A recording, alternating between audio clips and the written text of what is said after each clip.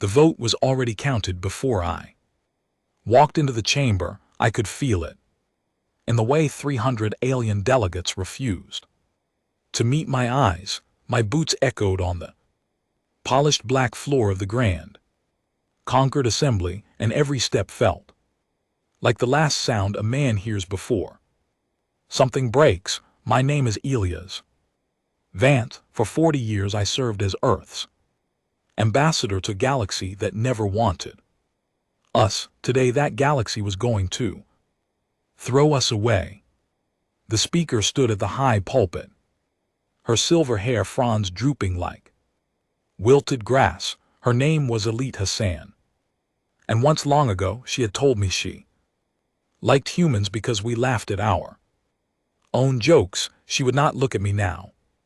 She tapped the crystal bell 3 times, and the chamber went silent. Ambassador Vance of Earth, she said, stand and receive the judgment of the conquered. I stood. I had been standing my whole life in one way or another. My hands were folded behind my back, and inside my left palm, hidden under my glove, I held a small black coin. The coin was the only thing that mattered in this entire room, and not one creature in this chamber knew it existed. For 2 centuries, the speaker said, humanity has been observed as a probationary species. You were given trade routes. You were given protected status. You were given every chance to grow into the gentle path of the conquered, and yet again and again you have shown a nature that frightens us. A delegate from the Krellin Combine hissed in agreement. I watched him without expression. 3 years ago his cousin had tried to seize a human freighter near the Veli's Belt. The captain of that freighter, a quiet woman named Helena Brooks, had refused to surrender her cargo of medical seeds, bound for a colony of children. Instead, she had vented her engines and drifted into the pirate ships, and when the pirates boarded, she had simply walked into her reactor room and turned the keys. 40 raiders died, so did Helena. Galaxy called it savagery. We called it Tuesday afternoon. You do not surrender, the speaker continued. You do not bend when cornered. You choose destruction over compromise. We have watched your wars. We have watched your art. We have watched your songs about lost causes and last stands, and we have come to understand that your species worships an idea we cannot accept. You worship the refusal to break. I almost smiled. She was not wrong. Therefore, she said, and her voice cracked just a little, by a vote of 291 to 9, the conquered rules that humanity shall be banished from galactic society. A blockade ring will be constructed at the edge of your home star system. No ship shall enter, no ship shall leave. No signal shall pass. For 1,000 standard years your kind will be sealed away from the rest of us until the danger you carry has burned out on its own. The chamber held its breath. They were waiting for me to scream, to beg, to curse them. They had prepared statements for each of these reactions.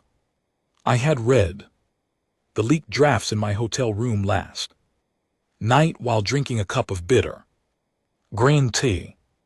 I did none of those things. I bowed. Thank you, I said. My voice was clear and steady, and I watched the speaker flinch as if I had struck her.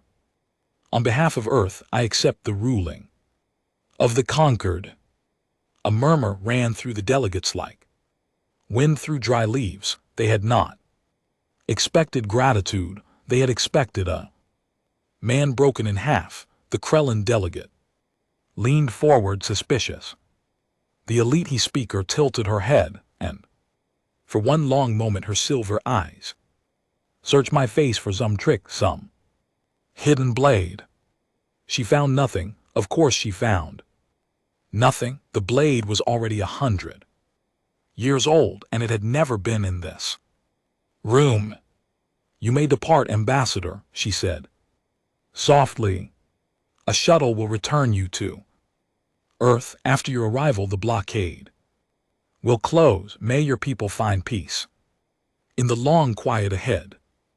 I bowed again. I turned. I walked out of the chamber I had walked into 10,000 times, and I never looked back. My boots made the same sound on the way out as they had made on the way in. Nothing had changed in this room. Everything had changed for the rest of the galaxy, and they would not understand that for at least another 100 years.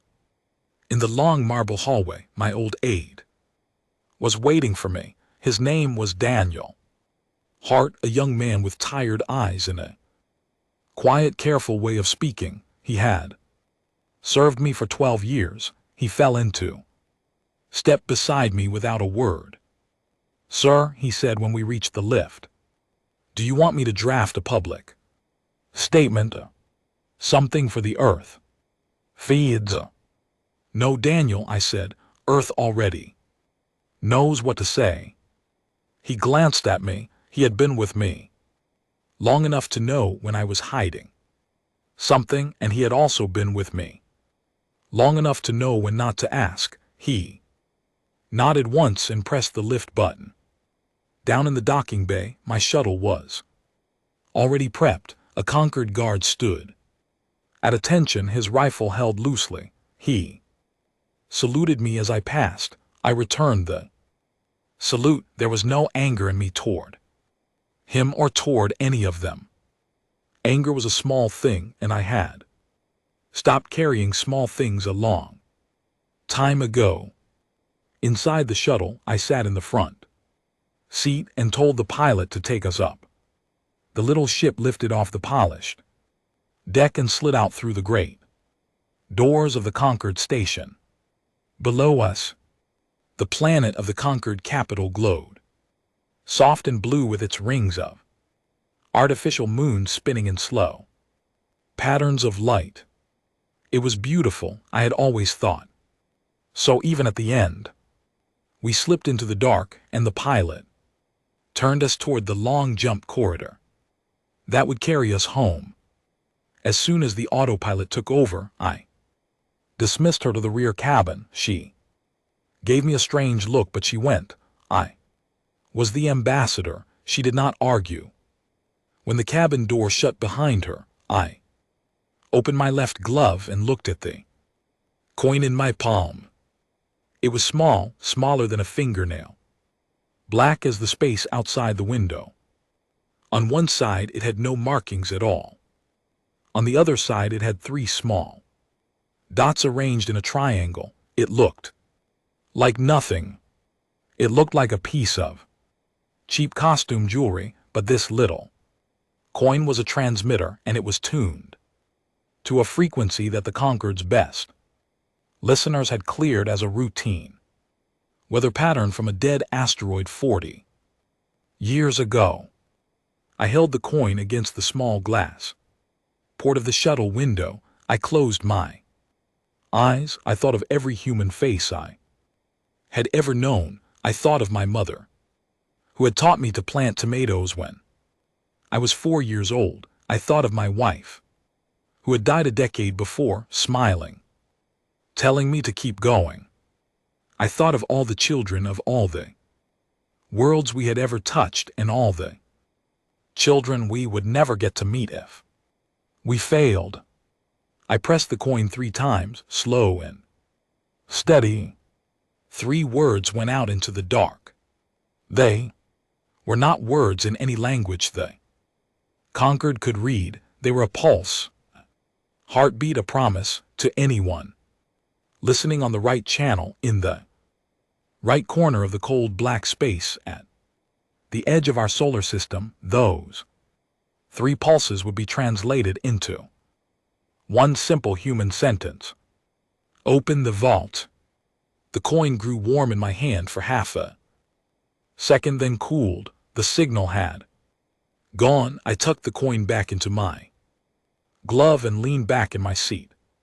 Somewhere on the far side of our sun, in a place the conquered had never thought to look, 11 million quiet machines began to wake up.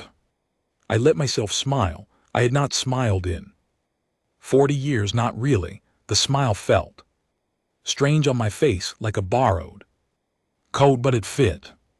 We had spent 2 centuries pretending to be the small, harmless little species the galaxy thought we had begged for membership, we had bowed at every council, we had sent our diplomats and our merchants and our gentle young scientists to every star they would let us visit, and while we did all of that, on 1,000 quiet nights in 1,000 quiet labs we had been building, not weapons, not warships, something else. Something the conquered did not have a word for, because no civilization in the galaxy had ever been patient enough or stubborn enough or strange enough to think of it. The pilot's voice came through the speaker. Sir, jump corridor in 10 seconds, please secure for transition. I closed my eyes. I pictured Earth. I pictured the blue marble of my home, ringed now by the conquered's blockade. Buoys sealed away from the galaxy for 1,000 years. 1,000 years. The conquered had given us 1,000 years to fix every mistake we had ever made. They thought they were burying us. They did not understand. You cannot bury a seed, you can only plant it. The shuttle hit the jump corridor, and the stars stretched into long white lines, and I went home to a planet that had been ready for this day longer than the conquered had been alive to imagine it. When the shuttle landed at the spaceport in Geneva, the sky over the city was the color of beaten copper. The sun was setting behind the old mountains, and the lights of the buildings were just beginning to come on. There was no crowd waiting for me. No reporters, no cameras. The conquered had assumed there would be riots in our streets, mourning in our temples, panic in our markets. There was nothing. There was an old woman selling roasted chestnuts at a cart by the edge of the landing pad. There was a young father holding his daughter's hand and pointing up at the first star of the evening. There were 2 engineers walking across the field, drinking tea from steel cups, talking about something that made one of them laugh. That was Earth, quiet, stubborn, already at peace with the long road ahead. A car was waiting for me at the edge of the pad. Inside it sat a woman I had not seen in many years. Her name was Myra Oak, and she ran a facility that did not officially exist in a desert that the conquered satellites had photographed 10,000 times without ever once seeing the truth. She did not greet me with words. She just nodded once. It went, she asked. It went, I said. They believed it. Every word. She closed her eyes for a long moment, and I saw her shoulders loosen, and I understood that she had been holding her breath for 40 years, just like I had. When she opened her eyes again, they were wet, but she was smiling. Then we begin, she said softly. The car pulled away from the spaceport, and behind us, far above the clouds, the conquered blockade ring snapped into place. Around our solar system, the walls of our cage were sealed. The galaxy turned away, satisfied that the dangerous little ape people of Earth had been put safely in their box. They had no idea that the box was not a cage. It was a workshop, and the work was about to begin. The desert was cold at 3:00 in the morning. My breath made small clouds in the air as I stepped out of the lift 200 m below the sand, and the sound of my Boots on the metal floor was the only thing in the long corridor. My name is Myra Oak. I am the chief architect of a project that does not have a name on any official map of Earth, because the project is older than any map of Earth that the conquered has ever been allowed to see. The corridor stretched ahead of me, lit by soft white panels in the ceiling. The walls were plain steel, cool and gray. There was nothing on them. No signs, no warnings, no flags. We had never needed flags here. The people who worked in this place knew what they were doing without being told. I had spent my whole life walking these halls. My mother had walked them before me. Her mother had walked them before her. 3 generations of my family had served this project, and the strangest part was that none of us had ever felt heroic about it. We had felt like gardeners. You do not feel like a hero when you plant a seed. You feel like someone with dirty hands who has agreed to be patient. The control room was at the end of the corridor, behind a heavy door with no lock on it. We did not lock things here. If you were standing in front of this door, you had already been trusted with something far more important than what was behind it. I pushed the door open. The room was wide and round, with a high ceiling and a single great screen that took up the entire far wall. 12 consoles sat in a half circle facing the screen, and at each console sat a quiet person doing quiet work. None of them looked up. When I came in, they were focused. They had been waiting 40 years for this morning, and they were not going to waste it on small talk. At the center console sat a man I had known since I was 7 years old. His name was Henry Caldwell. He was the oldest of us, gray-bearded, slow-moving, with hands that had built more impossible things than any single human in history. He turned when he heard me, and his old eyes crinkled in a small, tired smile. "Myra," he said, "Vance sent the signal." "I know. Are we ready?" I walked to the center console and put my hand on his shoulder. He was warm and solid and real. I thought for one strange moment of all the people who had built this place and were no longer alive to see it open. I thought of my mother. I thought of the engineers who had died of old age waiting for this dawn. I thought of every quiet person who had worked in the shadows of the human story for 2 centuries, knowing they would never live to see the end of it. "We are ready," I said. "Open the vault." Henry nodded. He turned back to his console. His old fingers moved across the keys with the gentle confidence of a man playing a song he had practiced his entire life. The great screen on the far wall came alive, and a map of our solar system filled it in soft blue light. The map showed our sun in the center. The 8 planets sat in their orbits like familiar pebbles on a familiar path. The asteroid belt glowed in a thin gold ring, far out beyond Pluto, beyond the Kuiper belt, beyond everything the conquered had ever bothered to scan in detail, lay a region of space we called the Quiet. It was the Oort cloud, the great cold shell of frozen rocks and ancient ice that wrapped around our entire star system at a distance so vast that light itself took a year to cross part of it.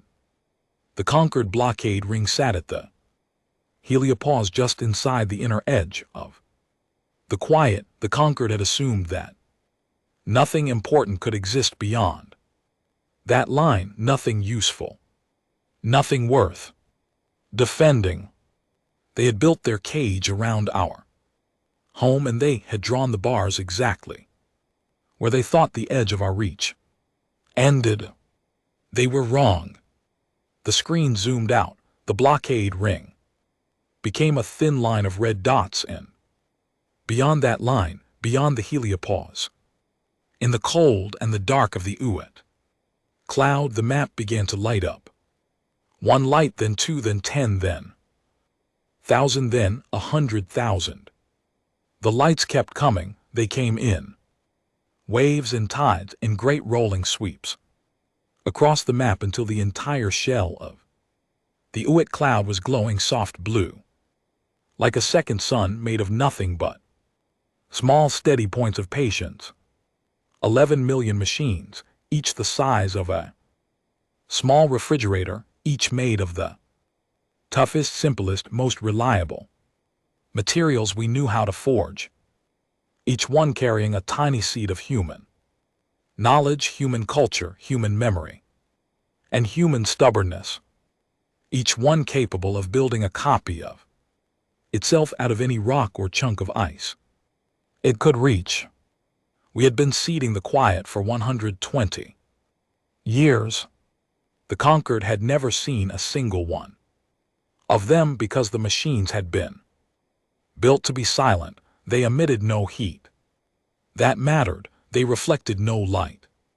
That mattered. They drifted in the cold, dark like smooth black stones in a frozen river, and they had been waiting.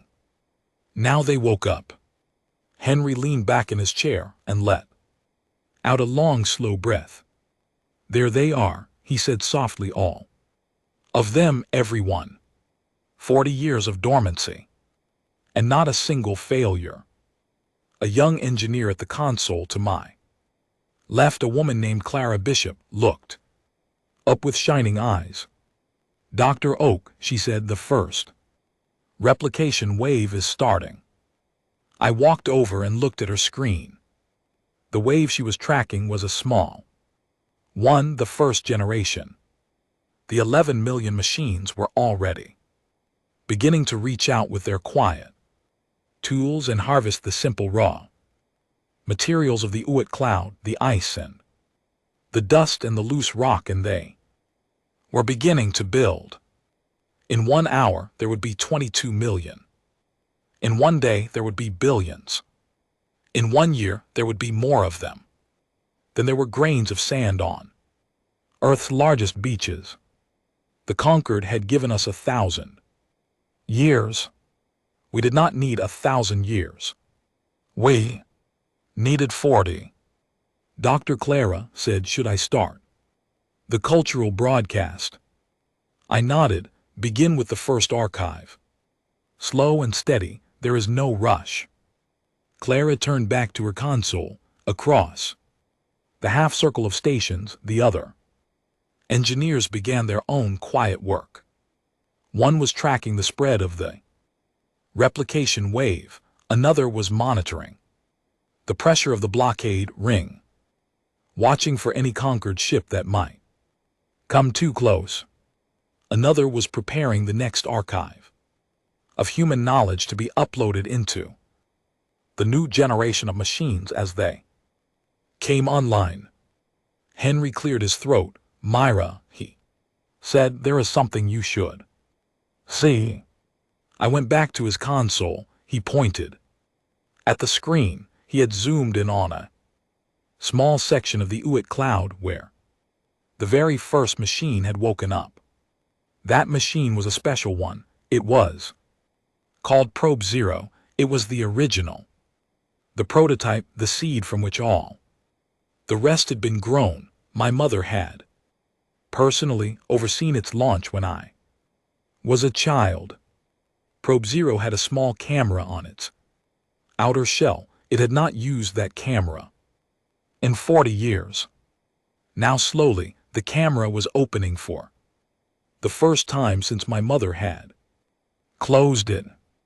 The image came in faint and gray at first, then sharpened. Probe Zero was looking at something. It was looking at our sun far in the distance, a small, bright dot at the center of a vast black sea.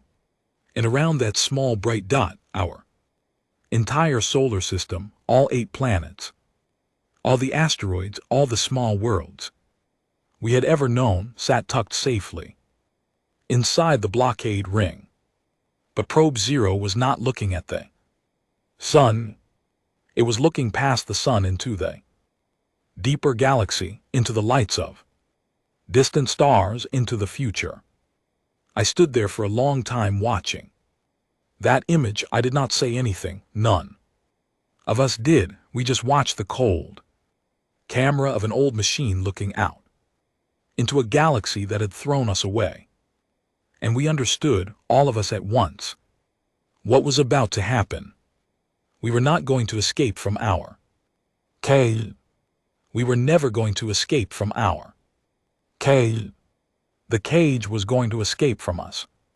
Around us, past us, through us, 11 million machines becoming 100 million, becoming a billion, becoming a number too large to write down. They would slip past the blockade, not in one great rush, but in a slow, quiet tide.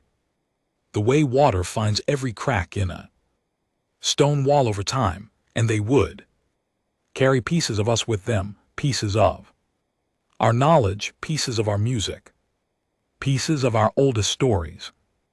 We were going to see the galaxy, not with weapons, not with armies, with ourselves, quietly, patiently, without permission, but also without harm, like a forest growing through the ruins of an empty city.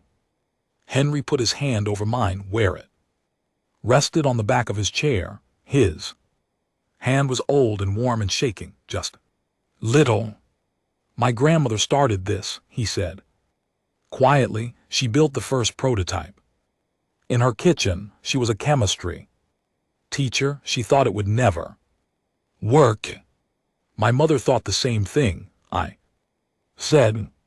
And here we are, Henry said. Here we are.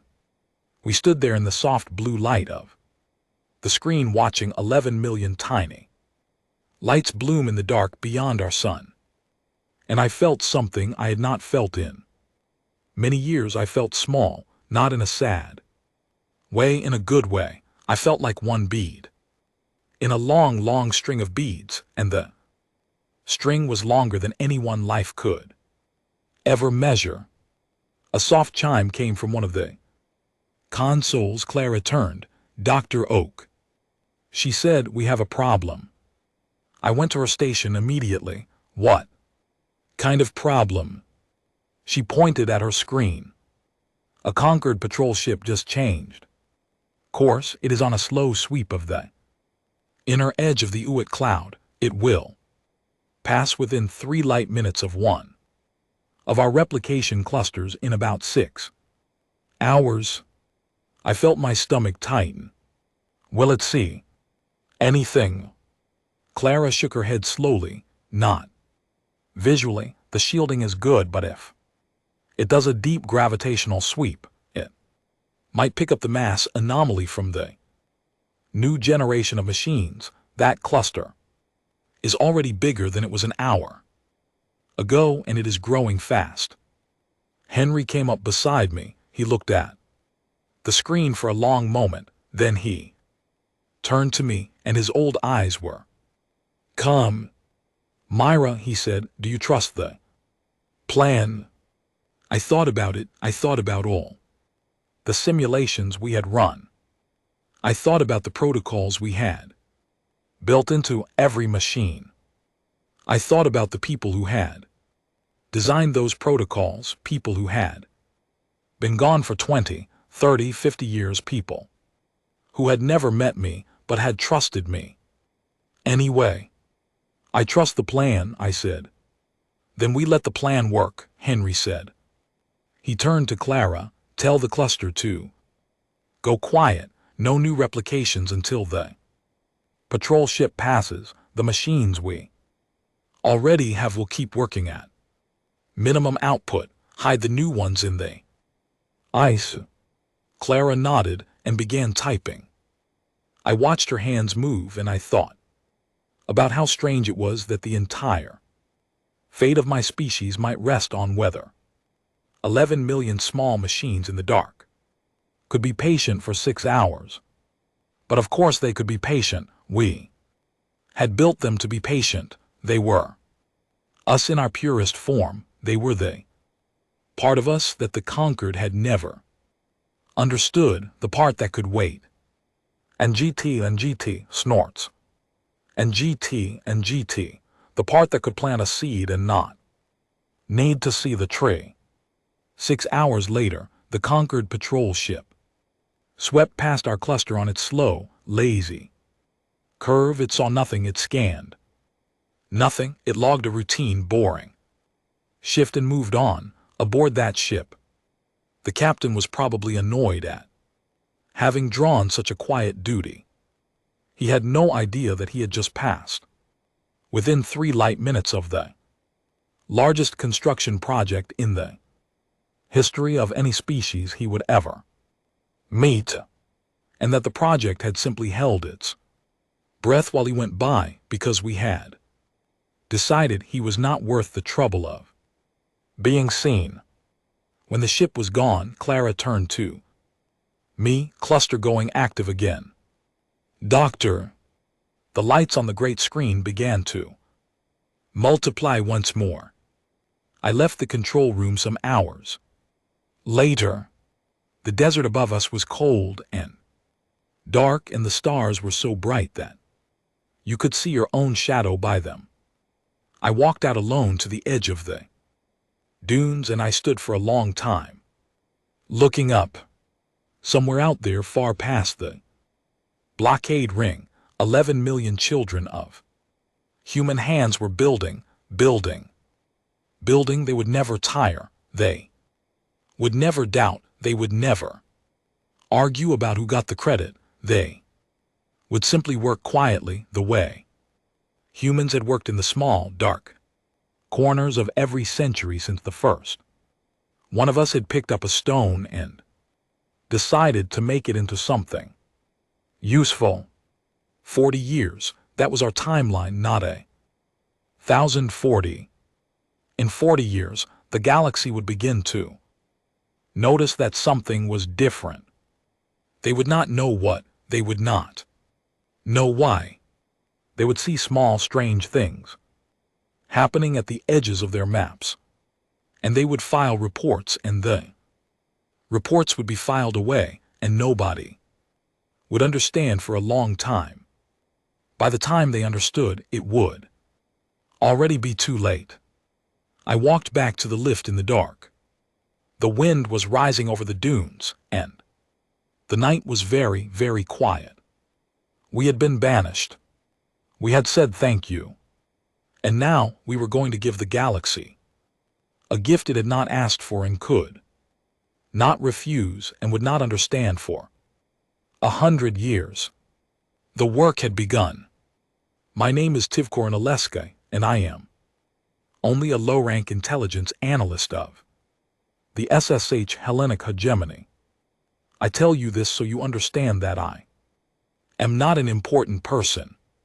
I'm the kind of person who reads small reports about small things in small star systems and writes longer reports about them and sends those reports to people who throw them in a drawer. I have done this work for 18 years. I am good at it. I'm also tired. The morning everything began, I was eating a bowl of cold protein paste at my desk in the listening station above the planet Tesvine. Tesvine is a quiet world on the rim of conquered space. Nothing happens there. That is why I was sent there. They send analysts who do not cause trouble to the places where trouble does not happen. And we sit in our small offices, and we monitor our small assignments, and we eat our cold paste. My assignment for the last 18 years has been the human quarantine zone, the Sol blockade ring.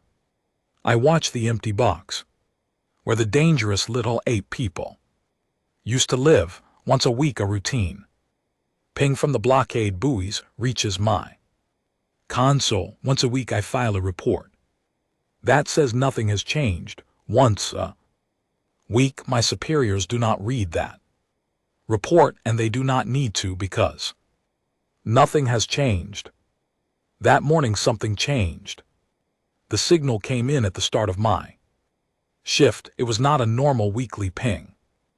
It was a flag, a real flag, a flashing yellow icon on my screen that I had never seen go off in 18 years of watching it sit there. I almost dropped my paste bowl. I called up the report. The flag was coming from a Concord mining outpost called Drill Station, which sat at the inner edge of Concord space, 3 sectors away from the human quarantine zone. The outpost was small, just a fueling and ore processing platform with a crew of about 50 workers from a dozen different species. The flag had been raised because Drill Station had stopped responding to communications for 48 standard hours, and a Concord patrol ship had been dispatched to investigate. The patrol ship had reached Drill Station 6 hours ago. The Snort's patrol captain had filed a preliminary report. That report had been forwarded to me because the situation, in the captain's careful words, did not match any known incident pattern. When something does not match a pattern, the system flags an analyst. I was the analyst on duty, so now it was my problem. I read the captain's report. The patrol ship had docked at Drill Station and found the airlocks unlocked, the lights on, the air pressure normal.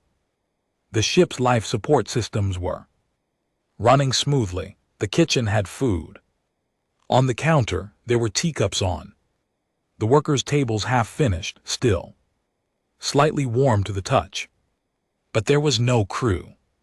50 workers gone, not dead, not injured, just absent. Their personal belongings were still in their bunks. Their work logs showed normal activity right up until the moment communication stopped.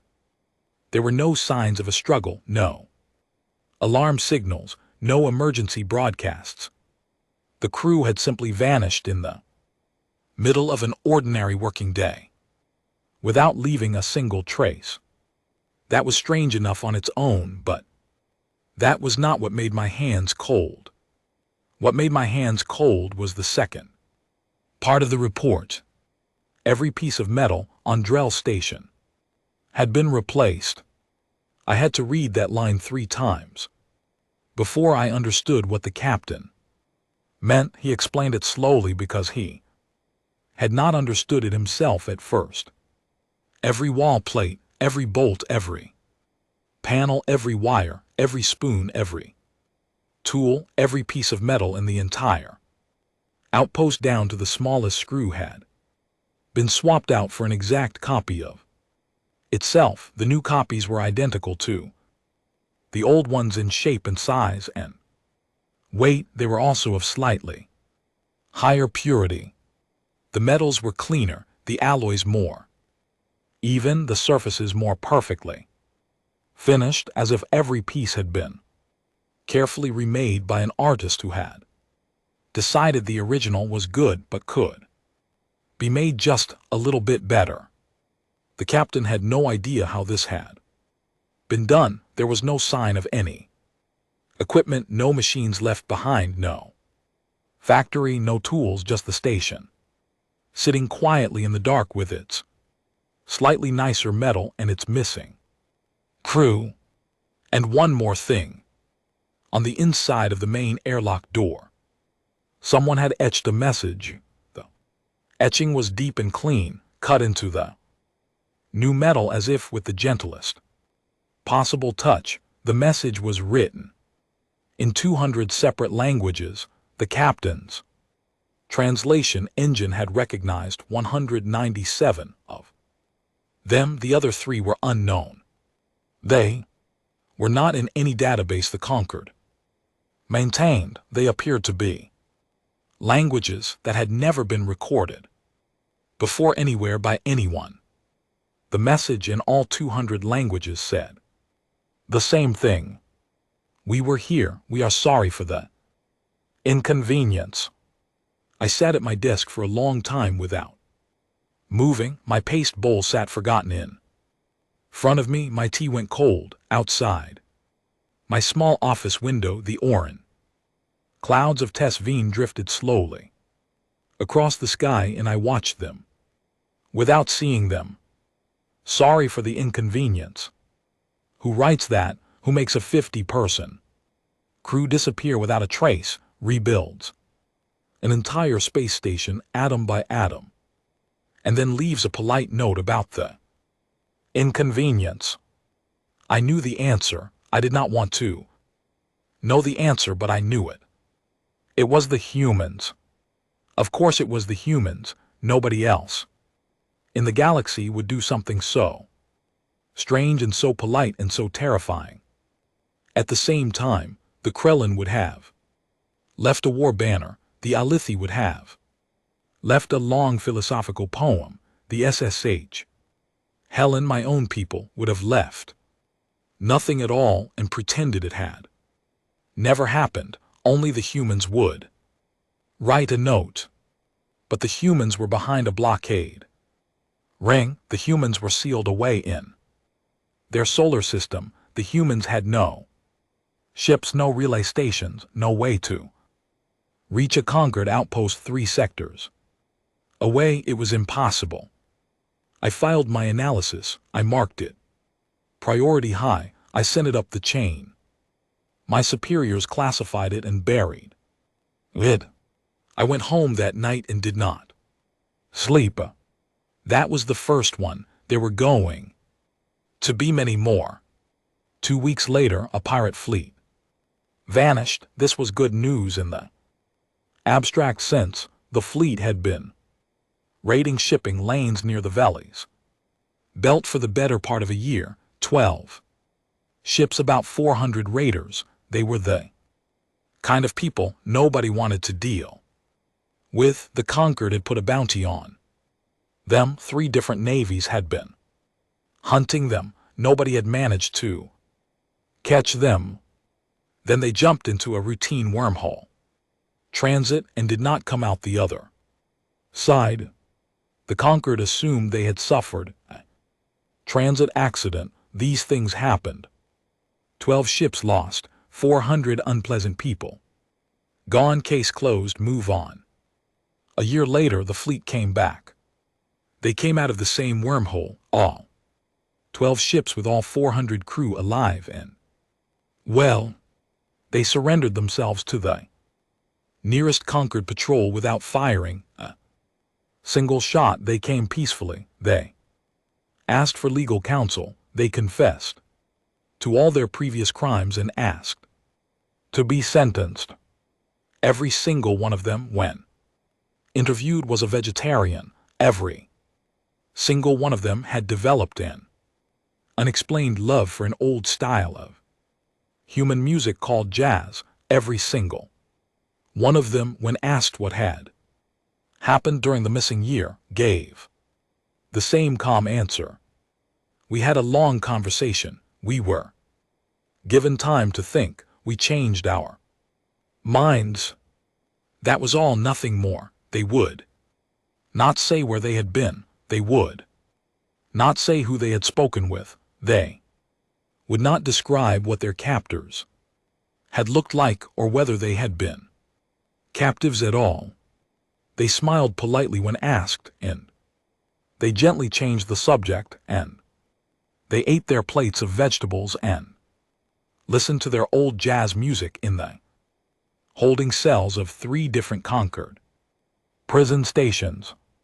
This report also reached my desk. I filed it. I marked it priority high.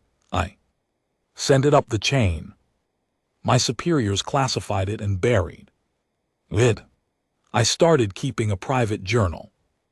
The 3rd incident was the one that made me lose sleep for a full week. There was a small star in a remote sector called Helen's Reach. The star was very old. It was dying. Its core was collapsing. Astrophysicists from the Conquered had been studying it for 100 years because dying stars are useful to study. They had calculated with great precision that the star would go through a slow gravitational collapse in approximately 600 years, which would destroy its 3 small inhabited moons. The civilizations on those moons were primitive pre-space flight, and the conquered had a long-standing rule against interfering with such cultures, so the conquered had begun a very quiet, very slow, very expensive plan to evacuate the moons over the next several centuries without letting the inhabitants know what was coming. It was a sad situation, everyone agreed. It was sad, there was no good solution. Then one day the star stopped collapsing. I want to be clear about what I am saying. The star did not blow up, it did not stabilize through any natural process. It did not behave according to any known law of stellar physics. It simply, gently stopped doing what it had been doing for 100 years and began doing something else. Its core began to slowly, carefully, methodically rearrange itself into a more stable configuration. The collapse paused. The star began to heal. The astrophysicists ran the numbers 1,000 times, then 1,000 more. The conclusion was the same every time. Someone or something had reached into the heart of a dying star and made gentle adjustments to its fusion processes. The adjustments were so small and so careful that they would not have been visible to anyone not looking very hard, but they were unmistakably the work of an intelligence, and they were unmistakably done with great care, with great kindness, and with no intention of ever being noticed. The 3 moons would live now. Civilizations on them would flourish, never knowing they had been saved. The conquered's evacuation plan was no longer needed. The astrophysicists were thrilled. The intelligence services were horrified.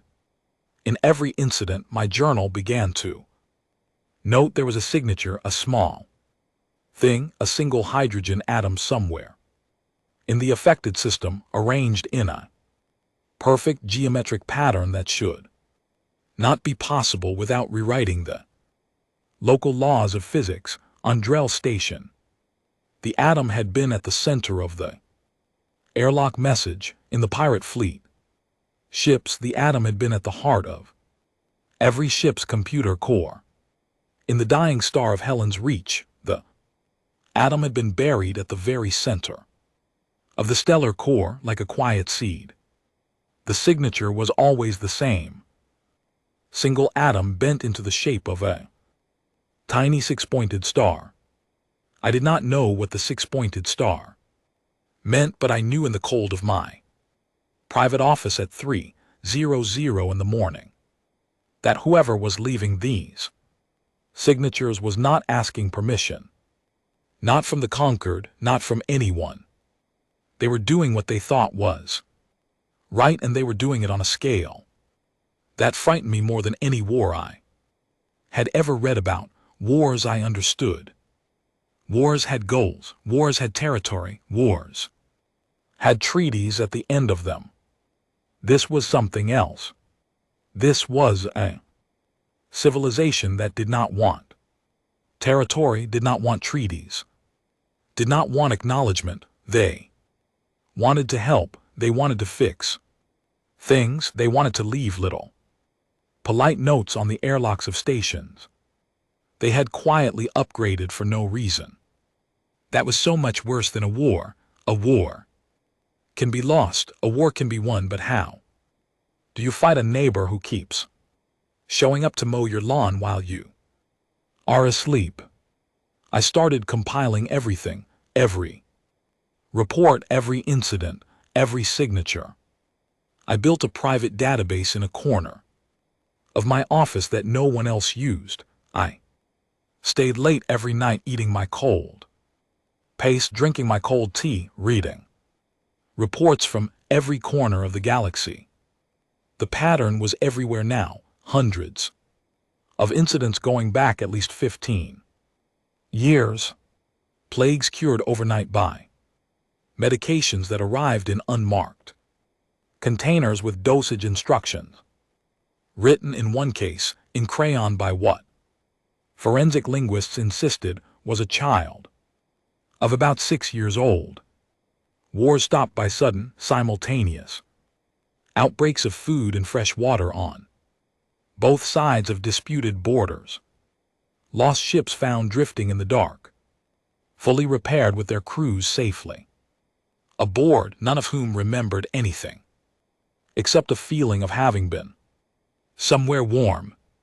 Famines ended, diseases cured, quiet, careful, kindly interventions scattered across 2,000 light years of conquered territory, every one of them carrying the mark of the six-pointed star. I went to my supervisor. His name was Vrel Tomish, and he was a tired old SSH. Helen with a long career and a short temper. I brought in my database. I showed him the pattern. He looked at it for a long time, then he closed the file and looked at me. Tiv Korin, he said quietly, do you know how many civilizations would lose their footing if this became public? Sir, I said, I think people deserve to know. People, he said, deserve to keep believing the universe makes sense. Do you understand? I understood. He was telling me to bury it. He was telling me the way my superiors had been telling me for 18 years, that the work I did not matter and was not meant to matter. He was telling me to be a good little analyst and file my little reports and go home and eat my paste. I went home. I did not eat my paste. I sat at my window and watched the orange clouds, and I thought about the human ambassador I had seen on the news feeds 2 centuries ago, the day humanity had been banished. He had been an old man even then. I remembered his face. He had bowed politely to the conquered speaker after the verdict. He had said thank you. He had walked out of the chamber without a single tear or shout. I had thought at the time that he was a defeated man. I understood now that he had been a man who already knew the end of the story.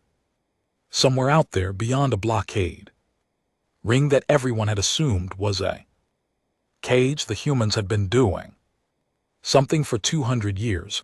I did not know what, I did not know how, but I knew with a cold certainty I could not explain that the galaxy I had grown up in was not the galaxy I lived in anymore. The walls had not been broken.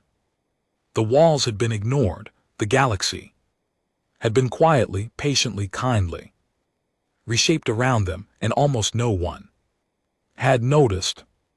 I opened my journal. I wrote one sentence at the top of a new page. They are already here. Then I closed the journal, and I went to bed, and for the first time in 18 years, I dreamed about the dangerous little people of Earth, and in the dream they were not dangerous, and they were not little, and they were not what I had been told they were. They were gardeners, and they were watering the galaxy. My name is Alith Sanvurai. I am old, very old, even by the long measure of my species, and I'm the last living member of the council that voted 2 centuries ago to banish humanity from the galaxy. I never expected to be alive on the day the conquered came to me and asked me to help fix what we had done. I had hoped to be in the quiet earth of my home garden long before this day arrived. The universe rarely grants me the things I hope for.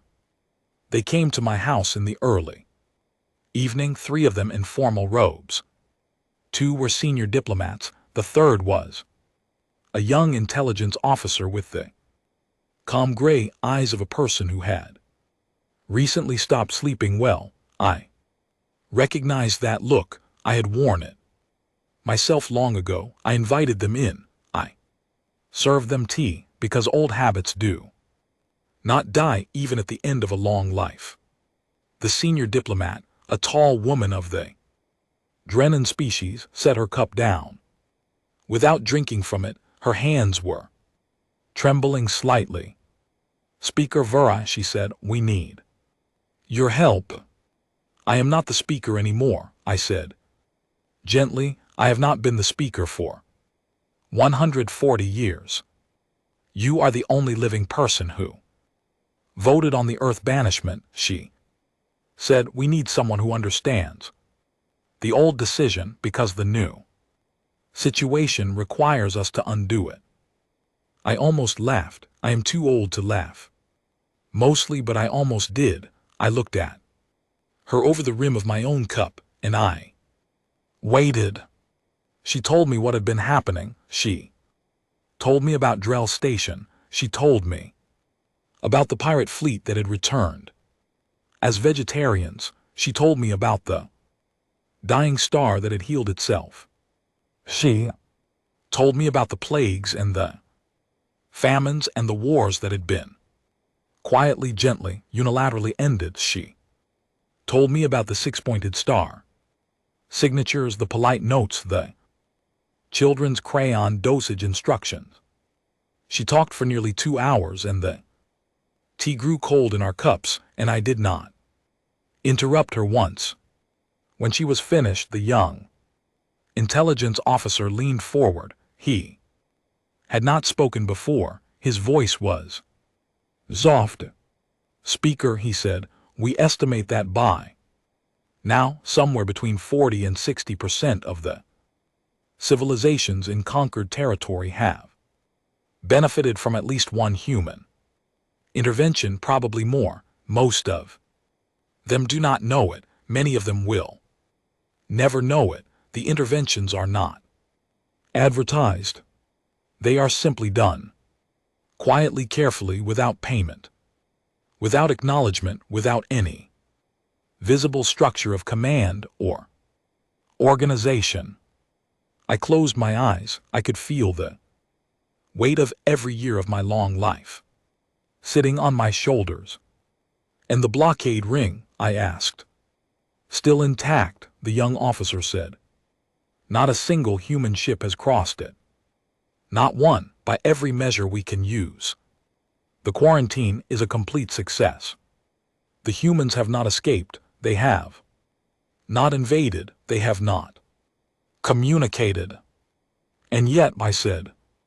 "And yet," he agreed. I opened my eyes and looked at him. He was a good young man, I could tell. He had the face of someone who still believed the truth was worth knowing, even when knowing it was painful. "Tell me," I said, "what do you think they are?" He took a long time to answer. He looked down at his cold tea. He turned the cup slowly between his fingers. When he finally spoke, his voice was very quiet. "I think we made a mistake," he said. "I think we banished a young species because we were afraid of what they would become, and I think in banishing them, we gave them the one thing we should have most feared giving them. We gave them time. 200 years of uninterrupted time, with no one watching, no one trading with them, no one distracting them. 200 years to think, 200 years to build, 200 years to become whatever they decided to become, with no influence from the rest of us." "And what did they decide to become?" He looked up at me. "I do not know. Nobody does. But whatever it is, it does not match any patterns in our histories. They are not conquerors. They are not missionaries. They are not even traitors. They are something else, something we do not have a word for." I nodded slowly. I had suspected this for some time. I had been retired for many years, but I had still received the quiet briefings, the careful summaries, the occasional whispered visits from old colleagues who needed to talk to someone who remembered the original decision.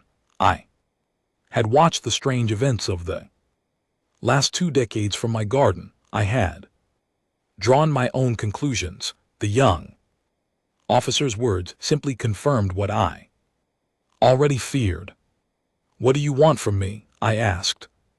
The senior diplomat answered, "We have called an emergency vote of the full Concord. The vote is in 3 days. The proposal on the table is to formally lift the quarantine, send a delegation to Earth, and offer humanity full membership in the Concord, along with a public apology for the original banishment. And you want me to support this proposal?"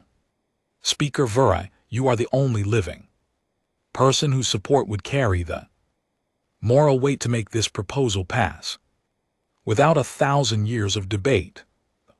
Young delegates do not understand the original vote. They have only read about it. You were there, you voted yes. If you stand up now and say the vote was wrong, the Concord will follow you.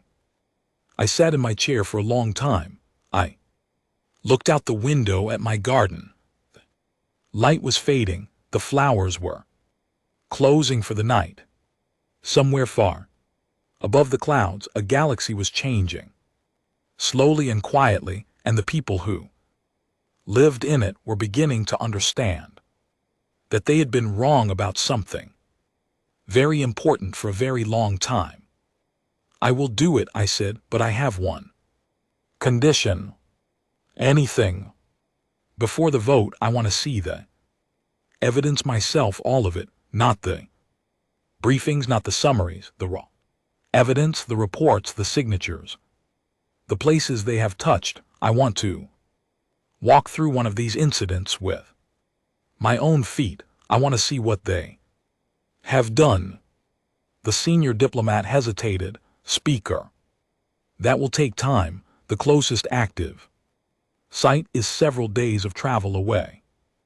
"I am 273 years old," I said. "I have time." We left the next morning.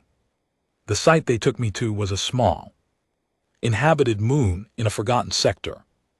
The moon's name was Bellies. It was home to about 2 million people of a species called the Quorum, a snort's quiet farming culture that had been on the very edge of starvation for the last 50 years due to a slow collapse of their main grain crop. The Concord had been sending aid for decades, but the aid was thin and the situation was bleak. The Quorum had been preparing themselves with great dignity for the slow ending of their world. 3 months ago, the grain crop had returned. It had not just recovered, it had transformed. The Quorum's main grain, a tough purple stalk called Belly's root, had developed in a single growing season a new ability to draw nutrients from the moon's mineral-poor soil. The plants now grew larger than they had grown in 1,000 years. They produced more grain than the Quorum could eat. Famine had ended overnight. When Quorum botanists studied the new plants, they discovered that the chain was genetic. Something had altered the Belly's root's deep genetic code in every plant on every farm across the entire moon in a single growing season. The change was elegant, it was efficient, it was the work of a species with a far greater understanding of plant biology than the Quorum possessed, or the Concord possessed. The botanists also discovered something else in the genetic code of the new Belly's root, embedded inside a section that did nothing for the plant itself. There was a small geometric pattern. The pattern was made of base pairs, arranged in the unmistakable shape of a 6-pointed star. I walked through the belly's root fields, myself with my old hands trailing. Through the tall purple stalks, the wind was warm, the sky was a soft pink. Quorum children ran past me laughing, their faces full and healthy in a way that no quorum child had been for 50 years. Their parents stood by the edge of the fields and watched their children with the dazed eyes of people who had been preparing for a funeral and had been given a wedding instead. A quorum elder approached me. She was very old, almost as old as I was, with a face like worn stone. She bowed. "Speaker," she said, "is it true what they say, that we have been touched by a species we have never met?" "Yes," I said, "it seems to be true." "Will they ever come and tell us who they are?" I thought about it for a long time. The wind moved through the purple grain, and the laughter of the children carried across the field. "No," I said gently, "I do not think they will. I think they have decided that being known is not the point." The quorum elder closed her eyes. Tears rolled down her stone face. "Then how do we thank them?" "I do not think you can. I do not think they want to be thanked. I think they only want you to live." She stood there for a long time weeping into the warm wind. I stood beside her. We did not speak. That night in the small guest house the quorum had given me, I sat by an open window and looked up at the stars. I thought about the day 2 centuries ago, when I had stood at the high pulpit of the Grand Conquered Assembly and read out the verdict that banished humanity from the galaxy.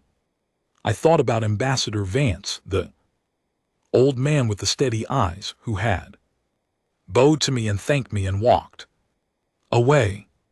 I had thought at the time that I was offering mercy. I had thought I was protecting the galaxy from a young species that had not yet learned to be gentle. I had been wrong. I had been wrong in a way that would take me the rest of my long life to fully understand. I had not banished a dangerous people. I had banished a patient people, and the patient people, given time and space and silence, had become something the dangerous galaxy had never been brave enough to become on its own. They had become quietly kind on a scale we could not measure, without payment, without recognition, without any need to be seen. And we, in our wisdom, had locked them away from us for 1,000 years. I went to my bed that night, and I did not sleep, and I thought about the vote that was coming in 2 days, and I knew what I was going to do. The Grand Conquered Assembly was full too. Standing room when I walked in, 300 delegations, thousands of observers, the galleries packed with reporters from 100 worlds. The hush that fell when I entered was the deepest I had heard in my long life. I was older than every other being in the room by a wide margin. They watched me walk down the long aisle the way you watch your grandparent walk into a room they will not walk out of, with reverence, with sadness, with something close to fear. I climbed the small steps to the high pulpit. I had not stood at this pulpit in 140 years. The wood under my hands was the same wood I remembered. It had been polished 1,000 times since my last visit, but it was the same. Some things do not change. I looked out at the assembly. I let the silence hold for a long moment. Then I spoke. "I am Alathan Var Eyes," I said. 203 years ago I stood in this exact place, on this exact wood, and I voted to banish humanity from the galaxy. I voted. Yes, I led that vote. I told myself at the time that I was being merciful. I Told myself I was protecting the galaxy from a dangerous young species that did not yet understand the gentle way. I paused. The chamber was so quiet I could hear the soft hum of the air. Recycling system. I was wrong.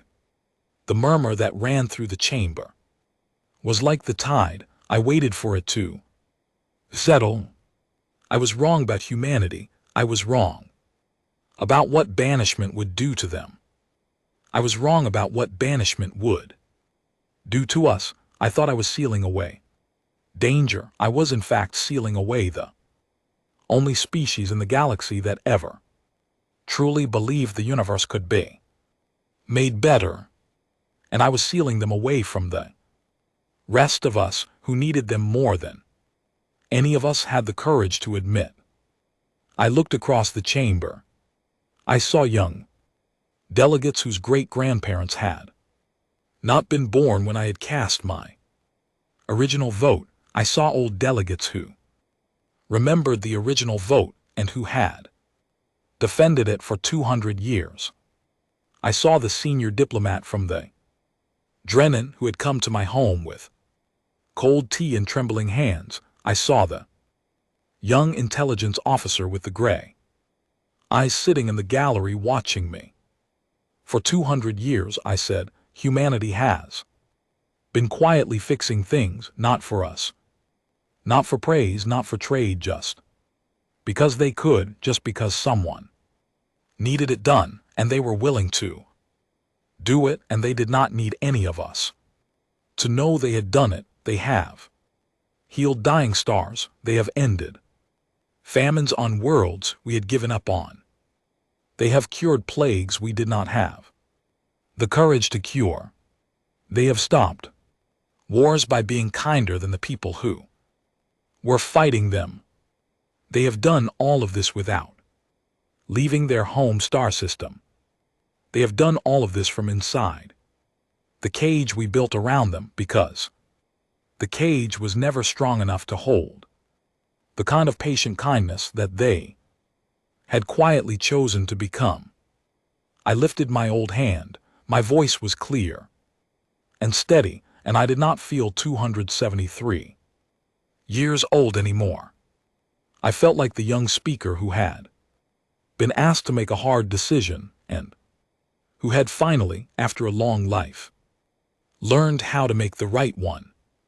I move, I said, that the conquered vote today in this chamber to lift the quarantine on Earth, to dismantle the blockade ring, to send a delegation to humanity, not with offers of membership, but with a simple question. The question is this: will you forgive us? The chamber went silent. Then the Drennan diplomat stood up. She raised her hand to second the motion. Then 100 more delegates stood. Then 1,000, then every person in the chamber slowly, one by one, until the entire Grand Conquered Assembly was on its feet and the vote was called, and the result was unanimous. I sat down on the small bench behind the pulpit. I closed my eyes. I felt very tired and very old and very, very glad. The delegation was sent 2 weeks later. It was led by the senior diplomat. The young intelligence officer went with them. They carried no weapons. They carried no demands. They carried only a message, and the message was the question. I did not go with them. I was too old, and the journey was long, and I had said what I needed to say. I went home to my garden. I sat among my flowers. I watched the sky. I waited to find out what humanity would say. My name is Ilyas Vance. I am 243 years old, and I'm the last man alive who remembers the day we were banished. I have outlived every member of the council that judged us, every aide who served me, every diplomat who walked beside me, every friend I had on the day I sent the signal that opened the vault. I have outlived my wife by more than 2 centuries. I have outlived my children. I am the last keeper of the original promise, and today I am going to keep it. I am sitting in a small wooden ship at the edge of the blockade ring. The ship is made of oak and birch with brass fittings and a single mast. From the outside, it looks like something that should not be capable of crossing a river, much less an ocean of stars, but it is. The wood is grown from trees that drank from soil seeded with our oldest machines, and the brass is mined from asteroids by our quietest hands, and the engines hidden under the deck are technologies that the galaxy will not understand for another 1,000 years. The ship is a kind of joke. It is a quiet, gentle joke that humanity has chosen to make at this moment, because we want the people who meet us today to understand immediately that we are not what they expected. The conquered delegation is approaching. I can see their ship on the simple wooden compass at my elbow, 3 of them. A senior diplomat from a species called the Drennan, 2 assistants, and a young intelligence officer with the gray eyes of a person who has been losing sleep over something for a long time. They are flying a beautiful silver vessel shaped like a curved leaf with flowing lines and gentle lights, and they have been coming toward me for the last hour. I've been alone here for 3 days. I came alone on purpose. There is no one else from Earth aboard this little wooden ship. I'm old and I'm tired, but the vault that we opened 2 centuries ago has done its work, and the galaxy is now a place where one old man in a wooden boat can wait for an apology without needing any guard or weapon to keep him safe. The galaxy did not know it was already this kind of place, but it was. We had made it so, slowly, patiently, without telling anyone. The silver leaf ship slows. It comes to a stop a respectful distance from me. The senior diplomat hails me on the simplest possible communications band. Her voice is calm and beautiful, and she introduces herself with great formality. I respond in her own language. I welcome her. I invite her aboard. She comes alone in a small shuttle, dressed in formal robes the color of fresh snow. She lands her shuttle on the deck of my little wooden ship, which is bigger inside than it appears from outside, because we long ago stopped caring about the difference between inside and outside in any way the conquered would understand. She steps out. She looks around at the wood and the brass and the simple quiet of the deck. She looks at me. I am sitting in a wooden chair at the back of the ship by the wheel. I am dressed in a plain gray coat.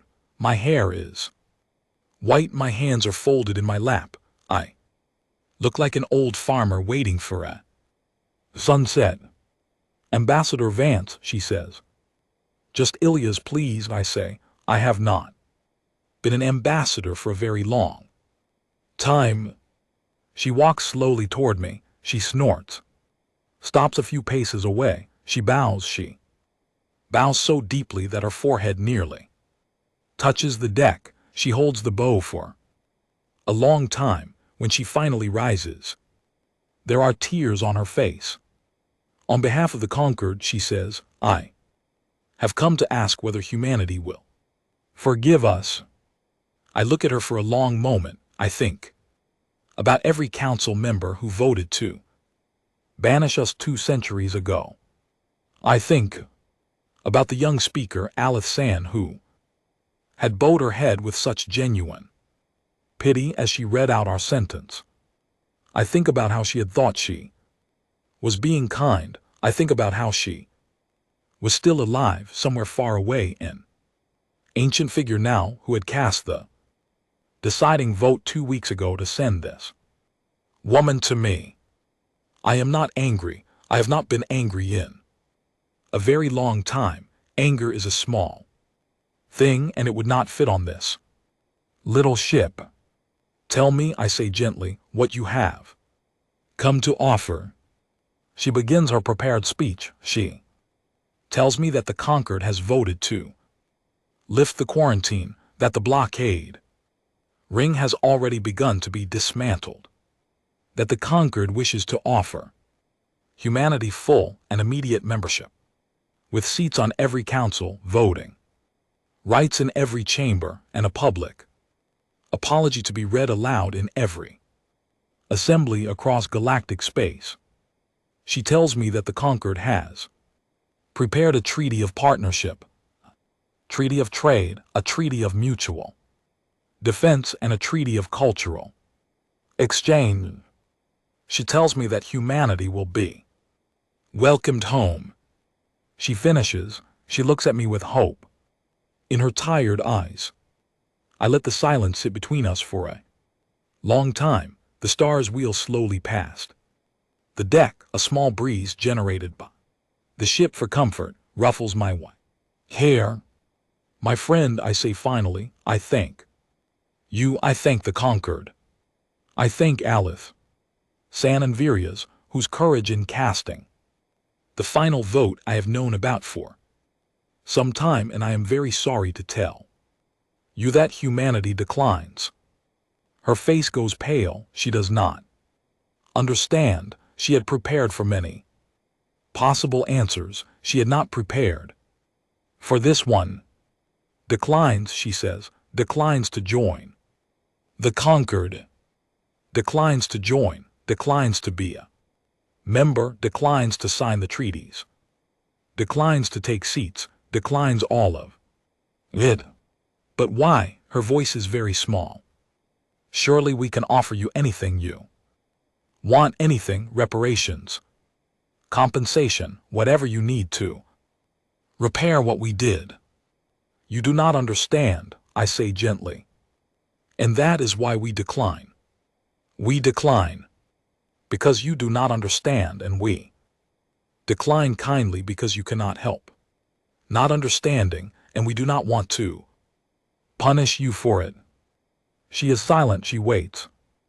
I stand up slowly. My old bones complain, but they hold. I walk to the railing of the ship. I look out at the stars. The dismantled pieces of the blockade ring drift past in the dark, slowly tumbling, their lights gone out forever. They look like a wedding ring left on a nightstand by someone who has quietly walked out of the marriage.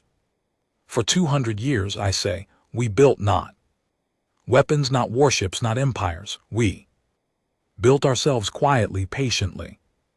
Without anyone watching, we grew in directions the galaxy did not have words for. We became something that does not fit into your charters and your councils and your treaties, not because we are better than you. We are not better. We are not worse. We are simply different. Now, different in a way that is not compatible with the way the conquered is built. What way? She asks. What way are you different? I turn to look at her. Her face is wet with tears and her eyes are searching mine for an answer that will let her go home with something to report. We do not need permission, I say. She frowns. I do not understand. Of course you do not. That is the gentle joke of it. The conquered is built on permission, on agreements, on treaties, on who is allowed to do what, where, and to whom. The whole architecture of your civilization is based on the idea that important things must be agreed upon by councils before they can happen. We used to be like that too. We had councils. We had treaties. We had laws about who was allowed to help whom. I put my old hand on the wooden railing. The wood is warm under my palm. Then we were given 200 years alone. No councils to ask, no treaties to sign.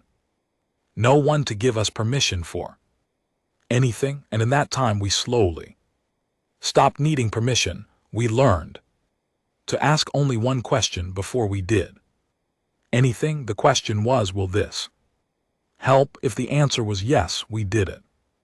If the answer was no, we did not. We did not ask whose territory we were in. We did not ask whose charter we were violating.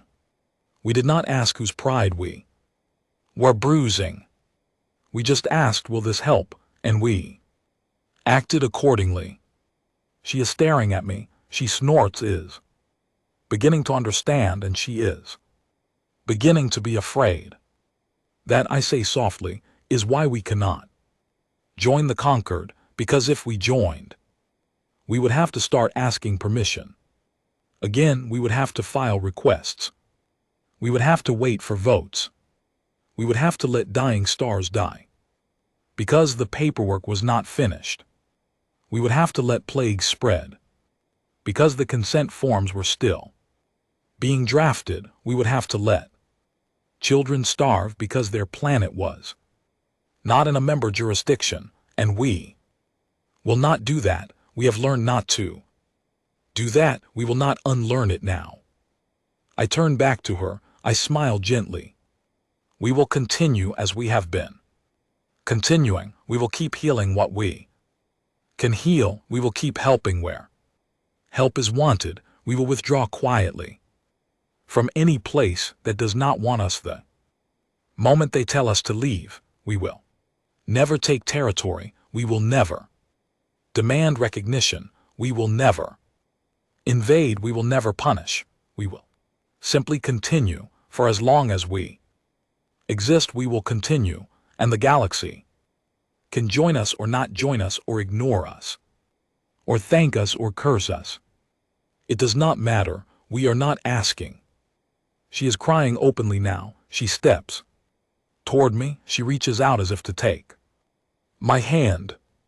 What do you want from us? She whispers. Tell me what you want. Tell me what we have to give you. I will give it. I will fight for it in every assembly. Whatever you want, just tell me. I take her hand. Her hand is small in mine. She is much older than she looks.